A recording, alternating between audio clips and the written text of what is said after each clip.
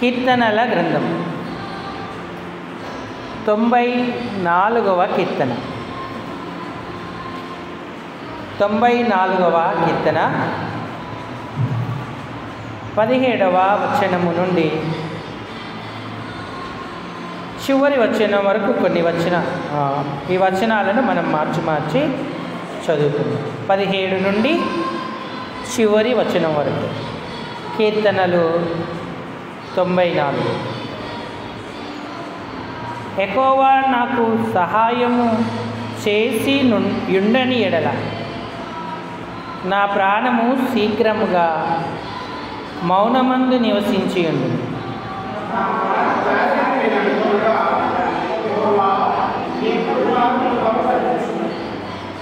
నా అంతరంగమందు విచారములు హెచ్చగా నీ గొప్ప ఆదరణ నా ప్రాణమునకు నెమ్మది కలగజేయుచున్నది.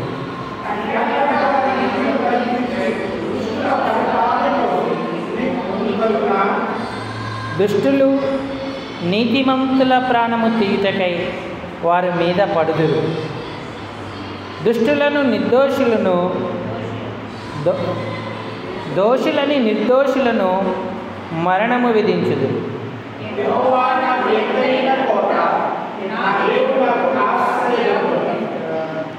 ఆయన వారి దోషము వారి మీదికి రప్పించును, వారి చెడుతనమును బట్టి వారిని సంహరించును. మన దేవుడైన యెహోవా వారిని సంహరించును. 17వ వచనాన్ని మనందరం కలిసి ఒక్క పర్యాయం చదువుకుందాం. నా ప్రాణము క్షమించండి. యెహోవా నాకు సహాయము చేసి ఉండండి, నా ప్రాణము శీఘ్రముగా మౌనమందు నివసించి ఉండును. చాలండి. చదువుకునే ఈ లేఖన భాగం చేరిరాగలిగిన మన హృదయాలకు ఈ ఉదయకాలం మన ప్రభువును ఆత్మ సత్యాలతో ఆరాధించడానికి హెచ్చరికగా, పురిగొల్పుగా, ఆశీర్వాదకరంగా, దీవనకరంగా ప్రేమగల దేవుడు చేయునుగాక. ఆమేన్. ప్రభు ప్రజలారా, ప్రభువునందున్నటువంటి ప్రియమైన వారులారా, మన ఆరాధనకి ఆయనే ఆధారం. ఆయన్ని ఆరాధించాలి అనుకున్న వారందరూ ఆయన గొప్పతనాన్ని, ఆయన వ్యక్తిత్వాన్ని గుర్తిస్తారు, అనుభవిస్తారు, ఆనందముతో ఆయనకు కృతజ్ఞతాస్తుతులు చెల్లిస్తారు. ఈ దినం ఆరాధనా దినమని ఎంచబడతా ఉంది. ప్రభువు దినం. ప్రభువు దినమందు నేను పరవశుడనై లేదా ఆత్మవశుడనై ఉండగా అన్నాడు యోహాను. మనం దేవుని ఆత్మచేత పూర్తిగా నింపబడిన వారమై మన ప్రభువును ఆరాధించి ఘనపరచాలి. మన జీవితంలో ఆయన చేసిన గొప్ప కార్యాలు ఎన్నో ఉన్నాయి, ఉపకారాలు ఎన్నో ఉన్నాయి. మనం ఎప్పుడు ఆలయంలో మౌనముగా ఉండొద్దు. మన పెదవులను తెరిచి ఆయనను ఘనపరిచేటువంటి వారంగా ఉండాలి.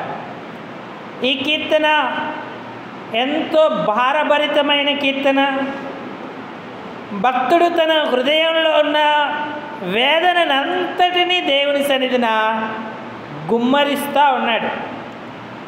ఒకవేళ ఇది కొంత ప్రతీకారంగా, విరోధంగా మనకు కనబడినప్పటికీ, వాళ్ళను సంహరించు, శిక్షించు అని అడుగుతున్నప్పటికీ, దేవుని యొక్క వ్యక్తిత్వం ఎలాంటిదో ఆయనను గుర్తిస్తూ భక్తుడు ఆయనను ఆరాధన చేస్తూ ఉన్నాడు.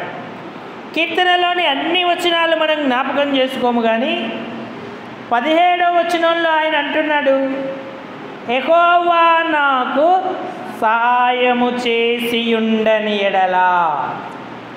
మరి ఇంతవరకు యెహోవాయే సహాయం చేశాడు. నిజమైన సహాయకుడు ఆయనే. ఆయన సహాయం చేయకపోతే నా ప్రాణము శీఘ్రముగా మౌనమందు నివసించియుండును అన్నాడు.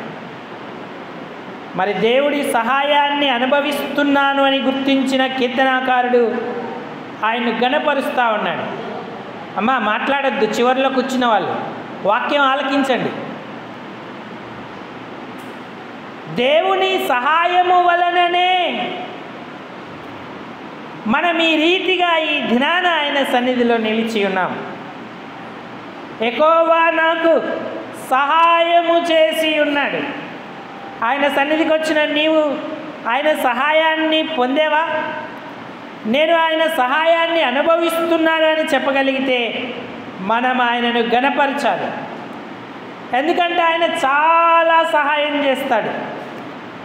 భక్తుడు అన్నాడు, నాకు ఎక్కువ సహాయం చేశాడు అన్నాడు. ఇంకా ఆశ్చర్యకరమైన సహాయం ఆయన నాకు చేశాడని చెప్పాడు. ఇంతవరకు ఆయనే నాకు సహాయం చేశాడన్నాడు. కాబట్టి మన సహాయకుడు ఆయనే మన సహాయకుడై ఉన్నాడు. మన ప్రాణం దేవుణ్ణి కీర్తించేటట్టుగా ఈనాడు మనం ఉన్నామంటే ఆయన సహాయం పొందుకొని ఉన్నాము అని అర్థం. ప్రియులారా, లేకపోతే మన అందరం మౌన స్థితిలోకి వెళ్ళిపోయేవాళ్ళం, శీఘ్రముగా వెళ్ళిపోయేవారం. జీవమిచ్చిన దేవుడు మనకు ఊపిరినే కాదు రక్షణను కూడా దయచేశాడు. నలుదిక్కులో ఉన్న ఇశ్రాయేలీయులు యాత్ర చేసే సమయంలో యెరూషలేముకు వెళ్ళేటప్పుడు సహాయాన్ని కోరుకుంటారు. ఎందుకంటే వారి ప్రయాణం ఎంతో భీకరమైనది. మార్గమధ్యంలో క్రూరముగాలు ఉండొచ్చు, శత్రువులు ఉండొచ్చు, విషసర్పాలు ఉండొచ్చు, దోపిడిగాండ్రు ఉండొచ్చు. మరి ఎలాంటి పరిస్థితి వాళ్ళు ఎదుర్కొంటారో కానీ దేవుని సహాయము వలన వారి యాత్రను కొనసాగించేవారిగా ఉంటారు. 121వ కీర్తన మొదటి వచనం. ఇక్కడ కూడా కీర్తనకారుడు సహాయాన్ని అడుగుతూ ఉన్నాడు. కొండల తట్టు నా కన్నులెత్తుచున్నాను, నాకు ఎక్కడ నుండి సహాయం వచ్చును? యెహోవా వలననే నాకు సహాయము కలుగును. ఆయన భూమి ఆకాశములను కీర్తనకారుడు ఎక్కడ నుండి అని అడిగినప్పటికీ ఆయనే సమాధానం చెప్పాడు. యెహోవా వలననే నాకు సహాయము కలుగును అన్నాడు. ఈనాడు మన రక్షణ విషయంలో ఆయన మనకు సహాయం చేశాడు. ఆర్థిక విషయాలలో సహాయం చేశాడు, అనారోగ్యాలలో సహాయం చేశాడు, శత్రు బాధలలో సహాయం చేశాడు, మనల్ని విమోచించాడు. ఈ సహాయాన్ని పొందుకున్న మనం ఆయనను గణపరచకుండా ఎలా ఉంటాం? పాపంలో పుట్టి నరక పాత్రులమై ఆరని అగ్నికి వెళ్తున్న మన కొరకు తన ప్రియకుమారుణ్ణి ప్రాణార్పణముగా సిలువలో అర్పించాడు. ఇది ఎంత గొప్ప సహాయం! ఏ మానవునికి చేయలేని సహాయం. అయ్యో నన్ను ఎవడు విడిపించగలడు అని ఆర్తనాదాన్ని ప్రభు విన్నాడు. పాపం నుంచి మనల్ని విమోచించాడు, నరకము నుంచి విమోచించాడు. ఈ సహాయాన్ని బట్టి ఆయన మనకు ఎబినేజర్ అయి ఉన్నాడు. అంతేకాదు అనుదిన యాత్రా జీవితంలో లెక్కలేనన్ని సహాయాలు మనకు చేస్తూ ఉన్నాడు. అందుకే నీవు నాకు సహాయుడవై ఉన్నావు, నువ్వు సహాయం చేయకపోతే నా ప్రాణము శీఘ్రముగా మౌనమందు నివసించి ఉండును అన్నాడు. సహాయం పొందితే ఎంత ఆనందం కలుగుతుంది! ఎక్కడ నుండి సహాయం రాకపోతే మనం దిగులు పడతాం, చింతకు లోనవుతాం, మౌనముగా ఉంటాం. అయ్యో నాకు సహాయము చేసేవారు ఎవ్వరూ లేరే అని మరి ఆలోచన చేస్తూ ఉంటాం. కానీ దేవుడు మన గురించి యోచన చేసి మనకు సహాయము చేస్తూ మనల్ని విమోచిస్తూ ఉన్నాడు. కేవలం రక్షణ విషయంలోనే కాదు, అన్ని విషయాలలో మనకు సహాయుడు ఆయనొక్కడే. తల్లి గర్భమున పుట్టినది మొదలుకొని నీవు నాకు సహాయుడవై ఉంటివి అన్నాడు దావీదు. ఇంత గొప్ప సహాయాన్ని నువ్వు అనుభవిస్తూ ప్రభువుకు కృతజ్ఞతాస్తుతులు చెల్లించకుండా మౌనంగా ఉంటావా? ఆయన ఆరాధించకుండానే వెళ్ళిపోతావా? ఆయన ఆరాధించడానికి మొదటి ఆధారం ఆయన మనకు సహాయుడు అని అర్థం. రెండవది 18వ వచనం చదవండి. 94వ కీర్తన 18వ వచనం. నా కాలు జారనని నేను అనుకునగా యెహోవా నీ కృప నన్ను బలపరుచుచున్నది అన్నాడు. రెండవ ఆధారం ఏంటంటే దేవుని కృప చేత బలపరచబడుతూ ఉన్నాం. అయిపోయింది ఇక మా పని, నేను నశించిపోయాను అనుకున్నప్పుడల్లా దేవుడు తన కృపను అనుగ్రహించి బలపరుస్తూ ఉన్నాడు. 40వ కీర్తన మొదటి వచనంలో కూడా దావీదు అంటూ ఉన్నాడు. 2వ వచనం చదవండి. నాశనకరమైన గుంటలో నుండి, జిగటగల దొంగ ఊబిలో నుండి ఆయన నన్ను పైకెత్తెను. నా పాదములు బండ మీద నిలిపి నా అడుగులు స్థిరపరచెను అన్నాడు. అయిపోయింది ఇక నేను నాశనకరమైన గుంటలో మునిగిపోతున్నాను. ఈ జగటగల దొంగ ఊబి నన్ను నాశనము చేస్తుంది అనుకుంటూ ఉంటుండగానే దేవుడు తన కృపను ఇచ్చి దావీదును పైకి లేవనెత్తాడు. నా కాలు జారనని నేను అనుకొనగా నా పాదములను బండ మీద నిలిపి నా అడుగులు స్థిరపరిచితివి అన్నాడు. నదుల్లో చాలా కాలం నానిన బండలు జారుతూ ఉంటాయి, అడుగు వేస్తే జారిపోతాయి, అందులో పడిపోతాం. కృష్ణా నదికి స్నానం చేయడానికి వచ్చి బండ మీదే నిలబడ్డాడు. ఆ నీళ్లను ఎంతో జాగ్రత్తగా తీసుకొని పోసుకుంటున్నాడు. స్నానం అయిపోయింది, ఇక లేచి వెళ్ళిపోదాం అనుకునేసరికి ఆయన కాలు జారి నదిలో పడిపోయాడు. ఆయన బలపడలేకపోయాడు, ఆ నదిలో కొట్టుకొని వెళ్ళిపోయాడు. మరి అతన్ని రక్షించడానికి ఎవరూ లేకపోయారు. పిల్లలు, ఇలాంటి పరిస్థితులు మన జీవితంలో ఎన్ని ఉన్నాయి. అపవాది నాశనకరమైన గుంటలోకి, జిగటగల దొంగ ఊబిలోకి లాగుతూ ఉన్నాడు. ఇక నా పని అయిపోయిందనుకున్న అనేక సందర్భాలలో మన కాలు బండ మీద నిలిపాడు దేవుడు, స్థిరపరచాడు. ఇది కేవలం దేవుని కృపే అని మనం గుర్తించాలి. అందుకే దావీదు దేవుణ్ణి కొనియాడుతున్నాడు. ఆయన కృపను జ్ఞాపకం చేసుకొని ఆయనను మహిమపరుస్తూ ఆరాధన చేస్తూ ఉన్నాడు. చూడండి, ఆయన కృపను వెల్లడి చేశాడు. 11వ వచనం చదవండి. యెహోవా 40వ కీర్తన 11వ వచనంలో అంటున్నాడు, యెహోవా నీవు నీ వాత్సల్యమును నాకు దూరము చేయవు. నీ కృపా సత్యములు ఎప్పుడును నన్ను కాపాడునుగాక అంటున్నాడు. పాత నిబంధన కాలంలోనే భక్తుల ఎడల అపరిమితమైన కృప దేవుడు అనుగ్రహిస్తే, కొత్త నిబంధన కాలంలో ప్రభువారి రక్తము చేత కడగబడిన మన ఎడల ఇంకా ఎంత అధికమైన కృప చూపిస్తాడు. అందుకే పౌలుతో అన్నాడు, నా కృప నీకు చాలును అన్నాడు.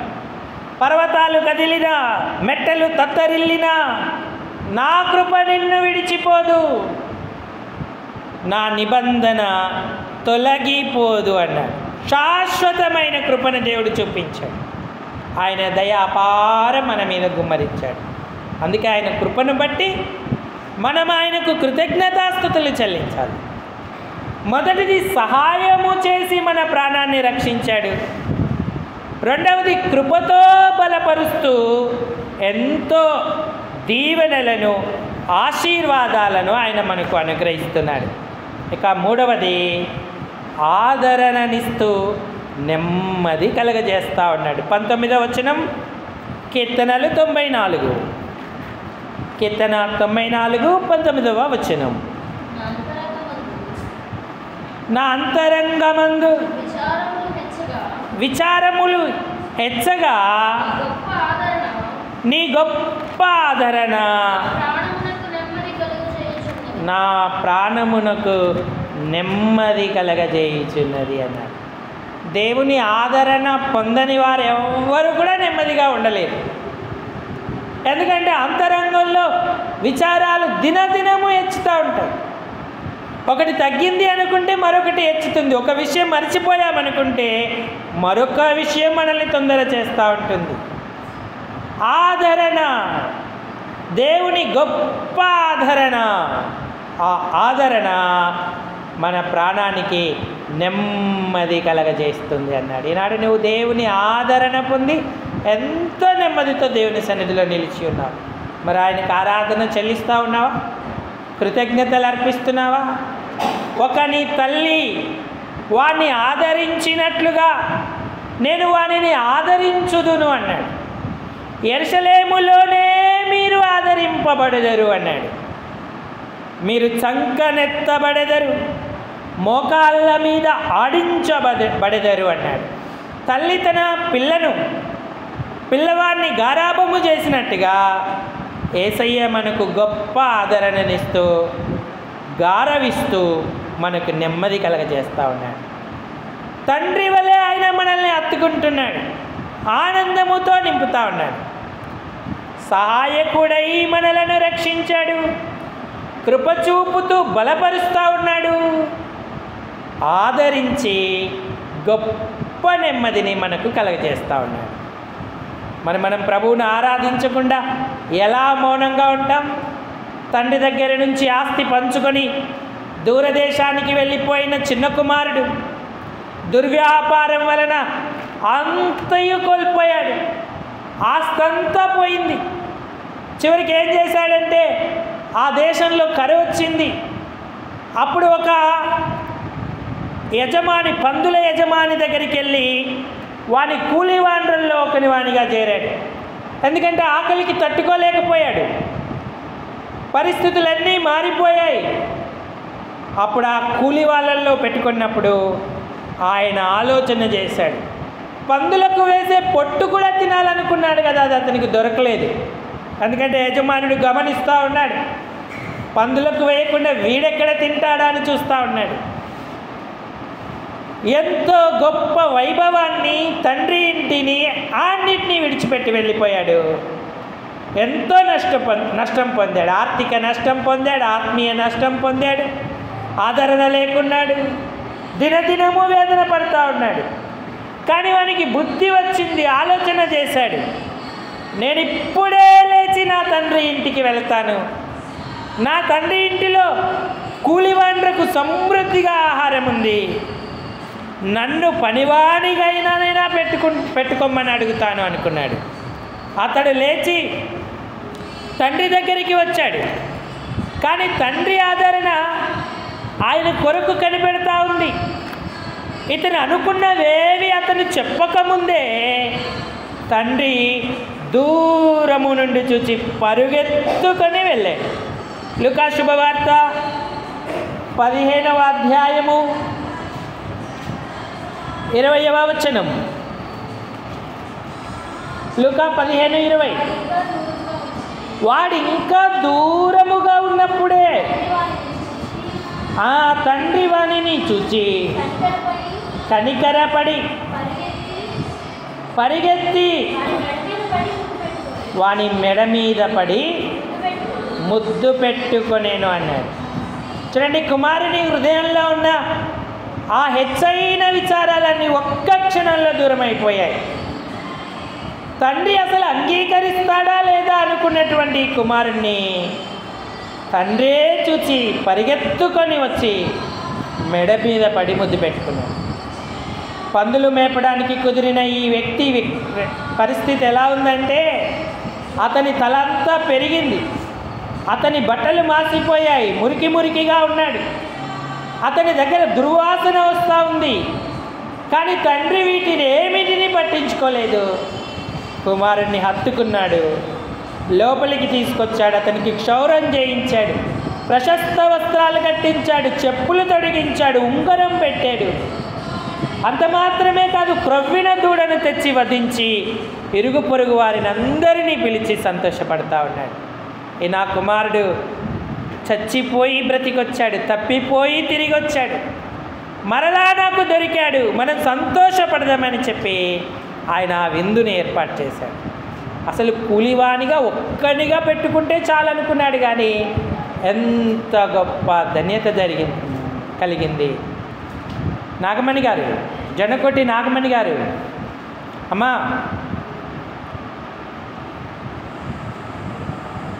వాళ్ళకి చెవులు వినబడేవి.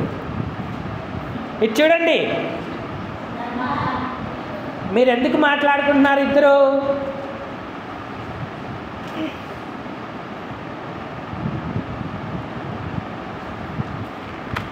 తప్పిపోయి వచ్చిన ఈ కుమారునికి ఎంత ఆధిక్యత లభించింది. కాబట్టి మనం తిరిగి వచ్చినప్పుడు కూడా ఈ కృప దొరుకుతూ ఉంది, ఆదరణ, నెమ్మది కలుగుతూ ఉంది.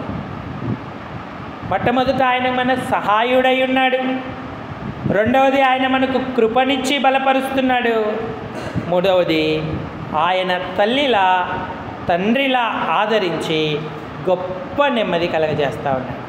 నెమ్మది ఎక్కడ దొరకదు, ప్రభు యొక్క పాద సన్నిధానంలో దొరుకుతుంది. ఇప్పుడు చిన్న కుమారుడికి ఎంత సంతోషం, ఎంత ఆనందం. ఆయన విచారాలన్నీ పోయాయి, దుఃఖాలు పోయాయి, నిట్టూర్పులు పోయాయి. ఆస్తి ఏం చేశావన్న అడగలేదు తండ్రి. ఎక్కడెక్కడ తిరిగావు, ఎంత నష్టం కలగజేశావు, ఈ జుట్టేంటి, ఈ అవతారం ఏంటి అని ఆయనను గద్దించలేదు.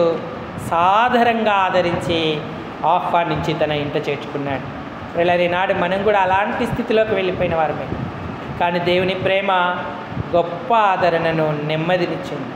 మనం కృతజ్ఞత చెల్లించకుండా ఉండలేం. ఇంత గొప్ప ప్రేమకు, ఆదరణకు ఏమి ఇవ్వగలం? వాటి తలంపులతో మనం ప్రభువును ఆరాధన చేద్దాం.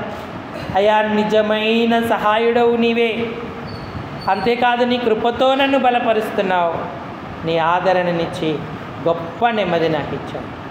నా విరిగి నలిగిన హృదయంతో కొద్ది స్తుతి ఆరాధనని కర్పిస్తున్నానంటూ ఈ తలంపులతో ప్రభువును మన ఆరాధన చేద్దాం. దయతో అందరి తలలు వచ్చి కళ్ళు మూసుకోండి, ఆరాధనలోకి వెళదాం. సమయంలో